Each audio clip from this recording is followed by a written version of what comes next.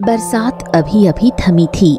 आसमान में तैरते काले बादल ऐसे लग रहे थे जैसे किसी ने अधूरी मोहब्बत को हवाओं में बिखेर दिया हो। भीगी हुई मिट्टी की सौंधी खुशबू, ठंडी हवाओं की सरसराहट और इन सब के बीच हरी घास पर एक बूढ़ा आदमी हर रोज की तरह चुपचाप बैठा था। उसकी आंखें बादलों को नहीं, किसी ऐसी याद को देख रही थीं जो इस दुनिया से जा चुकी थी, मगर उसके दिल से कभी नहीं। तभी 15 साल की एक लड़की अंशिका पास आकर बैठ जाती है। दादाजी, मैं हर रोज आपको देखती हूँ। आप हर मौसम में, सुबह हो या शाम, बस यहीं बैठे रहते हो। आखिर इतनी देर तक अकेले बैठे बैठे आप क्या सोचते रहते हो? अकेलापन? अरे किसने कहा कि मैं अकेला हूँ? दुनिया की नजरों में जो खाली जगह होती है, मोहब्बत करने वालों के लिए वो सबसे ज्यादा भरी हुई होती है। वो देखो, वो है ना मेरे साथ। किसके साथ? दादाजी, यहाँ तो आपके आसपास कोई भी नहीं है। आप किससे बातें कर रहे हैं? मुझे तो कोई दिखाई नहीं दे रहा। दिखाई तो वो आंखों से नहीं देती, और जिसे दिल में धड़कते हुए महसूस किया जाता है, उसे देखने के लिए आंखों की नहीं, सिर्फ यादों की जरूरत होती है बेटे। जब जब ये ठंडी हवाएं चलती हैं, वो मेरे कान में कुछ फुसफुसाती है। जब ये बारिश की बूंदें गिरती हैं, वो मेरे साथ हंसती है। वो आज भी मेरे पास है, ठीक यहीं, मेरे वजूद में। मैं कुछ समझी नहीं दादाजी। आखिर वो कौन है? वो मेरी कनक है। ये आज की बात नहीं है बेटी। इसके लिए तुम्हें कुछ नहीं, बहुत साल पीछे चलना होगा, जब मैं युवा था और कनक से बहुत प्रेम करता था। मदनपुर नामक गांव में ध्रुव नाम का एक सीधा साधा लड़का रहता था, जो बचपन से ही कनक नाम की लड़की से बेपनाह मोहब्बत करता था। एक दिन दोनों मंदिर की सीढ़ियों पर बैठे बातें कर रहे थे। हाँ कनक, तुम्हें तो पता है मैं तुमसे वर्षों से प्रेम करता हूँ, कितना ज्यादा प्रेम करता हूँ, तुम्हारे बिना नहीं रह सकता। पता है, मैंने अपने परिवार वालों को, खासकर अपनी माँ को मनाने की बहुत कोशिश की, लाख समझाया, पर पता नहीं क्यों वो तुम्हें अपनी बहू के रूप में अपनाने को तैयार ही नहीं है। इस गांव का और आसपास के गांव का कोई ऐसा मंदिर नहीं जहां जाके हमने मन्नत नहीं मांगी। सच कहूँ तो अब हिम्मत टूटने लगी है। मुझे नहीं लगता ज्यादा दिन हम ऐसी हिम्मत कर पाएंगे। हाँ, एक काम करते हैं कनक, हम ना आज इसी मंदिर में भगवान को साक्षी मानकर विवाह कर लेते हैं। अरे जब हमारा विवाह हो ही जाएगा तो सबको हमारे रिश्ते को अपनाना ही पड़ेगा ना। मैं भी यही सोच रही हूँ। इस रिश्ते को निभाने में कहीं हार ना जाऊं, हार के टूट जाऊं, उससे पहले हमें विवाह कर लेना चाहिए। और वैसे भी आपके सिवा मेरा इस दुनिया में कोई नहीं है। ध्रुव कनक का हाथ थामकर और बढ़ने लगता है। वहीं स्तंभ के पीछे खड़ी ध्रुव की माँ पद्मा उनकी सारी बातें सुन लेती है।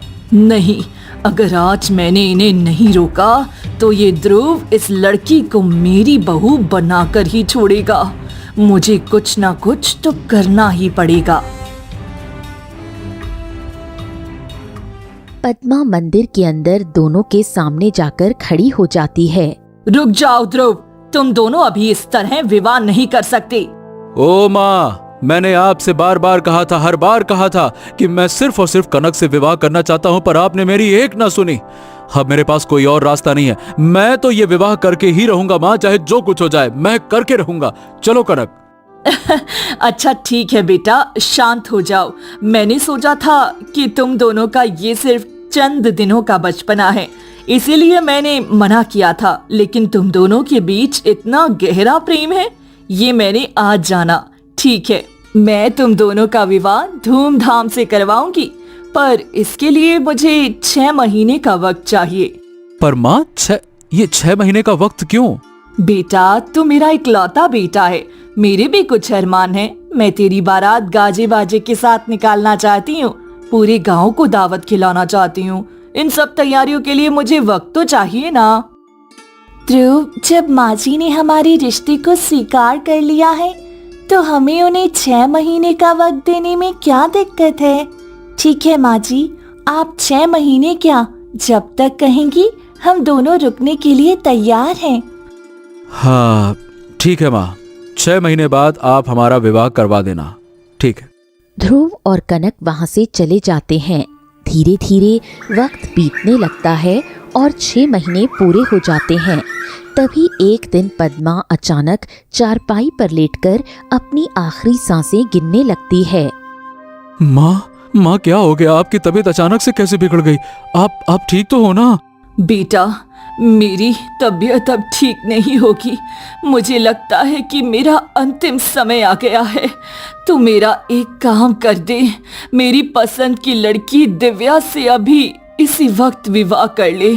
देख बेटा, इन 6 महीनों से मैंने कनक को अपनाने की बहुत कोशिश की, पर मैं उसे अपने दिल से कभी पसंद नहीं कर पाई। प्रेम और विवाह में बहुत अंतर होता है। प्रेम किसी से भी हो जाता है और विवाह ऐसी लड़की से किया जाता है जो घर को जोड़ कर चले। पर माँ आप ये क्या कह रही हो माँ? ये क्या बात हुई? मैं कनक से प्रेम करता हूँ, मैं उससे बहुत प्रेम करता हूँ, बहुत ज्यादा। बेटा, मैं चंद घड़ियों की मेहमान हूँ। क्या तू मेरी आंखों के सामने मेरी ये अंतिम इच्छा भी पूरी नहीं कर सकता? एक बेटे का फर्ज होता है कि वह अपनी माँ की हर इच्छा पूरी करे। तभी दिव्या कमरे में प्रवेश करती है। माँ जी, ये आपको क्या हो गया? आपकी तबीयत बहुत खराब लग रही है। ध्रुव, देख बेटा, तेरी पसंद की लड़की कनक, जो मेरी होने वाली बहू है, वे अभी तक मेरा हाल जानने नहीं आई। लेकिन मेरी पसंद की लड़की दिव्या को देख, मेरी तबीयत खराब होते ही तुरंत मेरे पास पहुंच गई। बेटा, अब तो इस रिश्ते के लिए हाँ कर दे, मेरे प्राण निकल रहे हैं। ध्रुव फैसला नहीं कर पा रहा था, वो माँ की हालत देखे या अपना प्रेम। पद्मा की आंखें बंद होने लगी और दिव्या जोर जोर से रोने लगी। माँ जी, आपने अपने बेटे को उस लड़की से बचाने के लिए खुद के लिए मौत चुन ली। वो लड़की आपका ज़हनी सुकून खा गई, जिसके चलते आप बिस्तर से लग गई। अब तो शायद कुछ ही पल है आपके पास। यही होती है माँ, और एक औलाद होती है। जब माँ बाप मर भी जाएं तो बच्चों पे कोई फर्क नहीं पड़ता। दिव्या के शब्दों ने ध्रुव को तोड़ कर रख दिया। दुनिया का कोई भी बेटा अपनी माँ को ऐसे नहीं देख सकता था। उसने फैसला लेते हुए कहा, ठीक है माँ, ठीक है। अगर आप यही चाहती हैं तो मैं दिव्या से विवाह करने के लिए तैयार हूँ। बस आप हौसला रखिए, आपको कुछ नहीं होगा, मैं आपको कुछ होने भी नहीं दूंगा। आपके ऊपर एक क्या, सारी दुनिया का प्रेम न्यौछावर कर दूंगा। मरने से पहले तुमको एक सही लड़की के हाथ में हाथ दे के जाना चाहती हूँ। तुम दोनों अभी मंदिर जाओ और विवाह करके अपना चेहरा मुझे दिखाओ, ताकि मैं इस दुनिया से चैन से विदा ले सकूं। ध्रुव भारी मन से दिव्या को लेकर मंदिर की ओर निकल पड़ा और वहां दोनों फेरे लेने लगे। वहीं दूर खड़ी कनक ये सारा दृश्य देख रही होती है। हाँ, देखो तो भैया, कितना आज्ञाकारी बेटा है। अपनी माँ की आखिरी इच्छा पूरी करने के लिए अपनी माँ की पसंद की लड़की से विवाह कर रहा है। सच में भैया, ऐसी औलाद तो किस्मत वालों को ही मिलती है। वाह। लोग कहते हैं कि मेरा प्यार हार गया, पर मेरी मोहब्बत आज जीत गई। ध्रुव, मुझे दुख इस बात का नहीं कि तुम किसी और के हो रहे हो। मुझे तो गर्व है कि मैंने एक ऐसे इंसान से मोहब्बत की जो अपनी माँ के प्राणों की रक्षा के लिए अपने दिल के टुकड़े टुकड़े कर सकता है। एक माँ की कीमत क्या होती है, ये मुझ जैसी अनाथ लड़की से बेहतर कौन जानेगा। तुम खुश रहना ध्रुव, तुम्हारी दी हुई यादें ही मेरे जीने का सहारा बनेंगी। विवाह संपन्न होने के बाद ध्रुव दिव्या को लेकर अपने घर आता है। तभी पद्मा आरती की थाल लेकर इंतजार कर रही होती है। ये क्या है माँ? आपकी तबीयत इतनी ज्यादा खराब थी कि आपके पास बिल्कुल समय नहीं था और आप यहाँ इस हालत में आरती की थाल लेकर खड़ी हो? अरे बेटा, अपनी सुंदर बहू का मुखड़ा देखते ही मेरे अंदर जीने की इच्छा फिर से जाग गई है। अब मुझे कुछ नहीं होगा जब मैं रोज अपनी इस बहू के हाथ की बनी गरम गरम रोटी खाऊंगी तो अपने आप बिल्कुल ठीक हो जाऊंगी। चलो बहू, अब अंदर आ जाओ। पद्मा दिव्या को लेकर घर के अंदर चली जाती है। मैं कोशिश करूंगा कि आज के बाद कभी कनक से ना मिलूं और कनक के लिए भी यही प्रार्थना करूंगा कि उसको कोई अच्छा सा जीवन साथी मिल जाए। इस घर में तो शायद वो कभी खुश न रह पाती।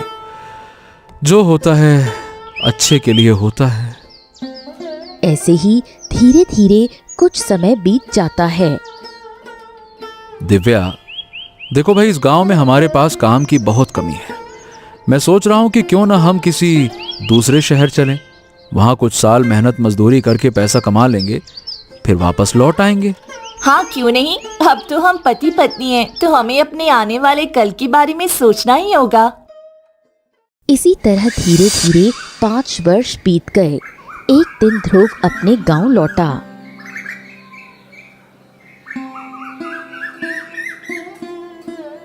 हाँ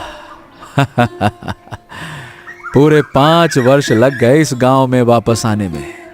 ये गांव आज भी बिल्कुल वैसा का वैसा ही है जैसा 5 वर्ष पहले था। इतने सालों में शायद कनक ने विवाह भी कर लिया होगा और अपनी जिंदगी में आगे भी बढ़ गई होगी। अरे ध्रुव बेटा, तुम पूरे 5 साल बाद लौट कर आए हो। और बताओ, तुम्हारी बीवी और बच्चे सब ठीक तो है ना बेटा? हाँ काका, सब ईश्वर की कृपा है। मेरे 2 बच्चे हैं। वैसे मुझे आपसे एक बात पूछनी थी। हाँ हाँ, पूछो बेटा, क्या पूछना है? काका, वो क्या है कि हमारे गांव में जो कनक थी उसका विवाह कहाँ हुआ? उसके पति और बच्चे क्या इसी गांव में रहते हैं? ये तुम कैसी बातें कर रहे हो ध्रुव बेटा? अरे भला उससे कौन विवाह करेगा? क्या ये कैसी बातें कर रहे हैं काका? क्यों? अरे ऐसा है ध्रुव बेटा, तुम्हारे जाने के बाद ना कनक के लिए इस गांव में कोई रिश्ता आता ही नहीं था। और एक जो 2 रिश्ते आए भी तो उसने खुद ये कहकर ठुकरा दिया कि उसके दिल में सिर्फ तुम्हारा नाम लिखा है। हाँ, बस इसी वजह से समाज ने उसका जीना मुश्किल कर दिया। अब तो वो बेचारी बहुत बीमार रहती है। पिछले 3 महीनों से किसी ने उसे घर से बाहर आते नहीं देखा। चलो भाई, राम राम। शंकर वहां से चला जाता है। हे ईश्वर, मैंने ये क्या कर दिया? नहीं नहीं नहीं, ऐसा नहीं हो सकता। कनक इस हाल में नहीं हो सकती। मैं इसीलिए तो आज तक कभी गांव वापस नहीं आया कि कभी कनक मुझे देख के पुराने दिन याद न कर बैठे। परंतु वो तो उसी समय में अटक के रह गई है। ध्रुव बुरी तरह परेशान होकर अपने घर आ जाता है। अरे मेरा बेटा, पूरे 5 वर्ष बाद अपनी माँ के पास लौट कर आया है। क्या तुझे अपनी इस बूढ़ी माँ की याद बिल्कुल नहीं आती थी? माँ की याद? माँ की याद तो उसे आती है ना माँ जिसके पास कोई माँ हो। आपने तो 5 साल पहले अपनी पसंद को थोपने के लिए आपने अपनी ही मौत का नाटक रच दिया। एक माँ की ममता तो ईश्वर का रूप होती है ना माँ, पर आपने तो अपनी ममता का सौदा कर लिया माँ। ध्रुव, तू ये क्या कह रहा है? अरे मैंने सब कुछ सुन लिया है माँ। आपकी उस झूठी अंतिम इच्छा की वेदी पर एक मासूम कनक की पूरी जिंदगी सुहा हो गई। अरे आपने एक बेटे का फर्ज तो निभा लिया माँ, पर अपनी ममता को हमेशा हमेशा के लिए कलंकित कर दिया है। मैं बस तुम्हारा भला चाहती थी। ध्रुव की आंखों से लगातार आंसू बह रहे होते हैं। तभी अचानक शंकर हांफते हुए आता है। ए ध्रुव, ए ध्रुव, ए ध्रुव, तुम अभी मुझसे कनक के बारे में पूछ रहे थे ना? ध्रुव, हे बेटा, कनक अब इस दुनिया में नहीं रही। कुछ देर पहले ही वो हम सबको छोड़कर चली गई और उसकी चिता की आग भी अब ठंडी हो चुकी है। उसने मुझसे कहा था जब उसका अंतिम संस्कार हो जाए तो ये बात तुमको बताई जाए, उससे पहले नहीं। नहीं नहीं नहीं नहीं नहीं नहीं नहीं, ऐसा नहीं हो सकता। आप झूठ बोल रहे हैं काका, झूठ बोल रहे हैं ना, झूठ बोल रहे हैं ना। नहीं, कनक मुझे छोड़कर नहीं जा सकती। कनक, कनक। ध्रुव पागलों की तरह भागता है। शंकर भी उसके पीछे दौड़ता है। जब ध्रुव वहां पहुंचता है तो वहां सिर्फ राख होती है। नहीं नहीं नहीं नहीं कनक, नहीं नहीं नहीं, तुम मुझे इस तरह आखिरी अलविदा कहे बिना नहीं जा सकती। किस्मत का कैसा मजाक है ये। महबूब के दीदार के लिए पूरी जिंदगी तड़पते रहे और जब मिलने का वक्त आया तो आखिरी बार तुम्हारा चेहरा भी देखना नसीब नहीं हुआ। रुक जाओ बेटा, रुक जाओ। इस तरह चिता मर जाना ठीक बात नहीं है। रुक जाओ बेटा, रुक जाओ। नहीं नहीं नहीं नहीं, इस आग ने सिर्फ तुम्हें नहीं जलाया कनक, मेरी रूह को हमेशा के लिए राख कर दिया। एक बार, बस एक बार अपनी आंखें खोलकर मुझे देख लेती कनक, एक बार। अरे होश में आओ बेटा, होश में आओ। अब खुद को संभालो। जो चला गया अब वो इस राख से लौट कर नहीं आएगी। अपने आप को संभालो बेटा, संभालो संभालो। नहीं शंकर काका, ये सब मेरी वजह से हुआ। मैं अपनी मोहब्बत की हिफाजत नहीं कर पाया। इसकी गुनहगार मेरी लाचारी है, लाचारी। इस समय ध्रुव का दिल इतनी बुरी तरह बिखरा हुआ था जिसको कोई चाह कर भी समेट नहीं सकता था। जिस लड़की से इतनी शिद्दत से प्रेम किया था, आज आखिरी बार उसकी चिता को भी अपनी आंखों से देख नहीं पाया था। उसको देखना तो बहुत दूर की बात थी और जाते जाते कनक भी तो उससे अपना अधिकार छीन ले गई थी। वो जानती थी वो जिंदा नहीं रह पाएगी और जो ध्रुव के विवाह के बाद उसने झेला था, उन सब का हिसाब अब इस पल ने पूरा कर दिया था। हे ईश्वर, हे सच्चे प्रेमी जोड़े को इस बेरहम दुनिया ने इस जन्म में तो अलग कर दिया, लेकिन अगले जन्म में इस बिछड़े हुए ध्रुव और कनक को जरूर मिला देना, जरूर। उस दिन से मैं हर वक्त यहीं पर आता हूँ बेटी, और मुझे एहसास होता है कि मेरी कनक हर वक्त मेरे साथ है। दादाजी, यानी कि वे ध्रुव कोई और नहीं आप हैं और वे कनक आपकी प्रेमिका थी। सच में दादाजी, आपने बहुत दुखी बात बताई है। बेटी, एक सच्चे प्रेम की अग्नि परीक्षा है ये जो दर्द मैंने जिया है।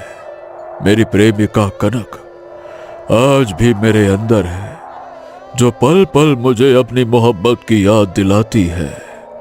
इस बारिश में हम लोग हमेशा इसी जगह बैठकर साथ में वक्त बिताया करते थे। आप अब और मत रोइए, मैं आपके लिए प्रार्थना करूंगी। आपकी कनक दूसरे जन्म आपको ही मिले। कुछ प्रार्थना रद्द कर दी जाती है, आसमान तक जाके वापस आ जाती है और फिर से हमारे मुंह पर मार दी जाती है। अंशिका वहां से चली जाती है। कनक, आज भी तुम मेरे इस दिल की धड़कन में महफूज हो, हर धड़कन में। आज मैं 70 साल का बूढ़ा हो गया हूँ, लेकिन हमारा प्रेम आज भी बिल्कुल वैसा ही ताजा है जैसा उस मंदिर की सीढ़ियों पर शुरू हुआ था। तभी दूर खड़ी दिव्या ये सारा दृश्य देख रही होती है। पूरी उम्र गुजर गई जिनकी पत्नी बनकर वो आज भी किसी और की याद में आंसू बहाते हैं। ध्रुव को तो हासिल कर लिया दुनिया के रिवाजों से, पर रूह पर हक आज भी कनक का ही पाते हैं। शायद औरत का सबसे बड़ा भ्रम यही है कि सिर्फ सिंदूर लगाने से कोई अपना हो जाता है। प्रेम जबरदस्ती से नहीं, मुकद्दर से मिलता है। मैं उनकी पत्नी तो रही, पर उनके दिल की मलिका हमेशा कनक ही रही। दिव्या परेशान होकर चली जाती है। ध्रुव कनक की याद में मुस्कुराते हुए अपने घर की तरफ जाने लगा।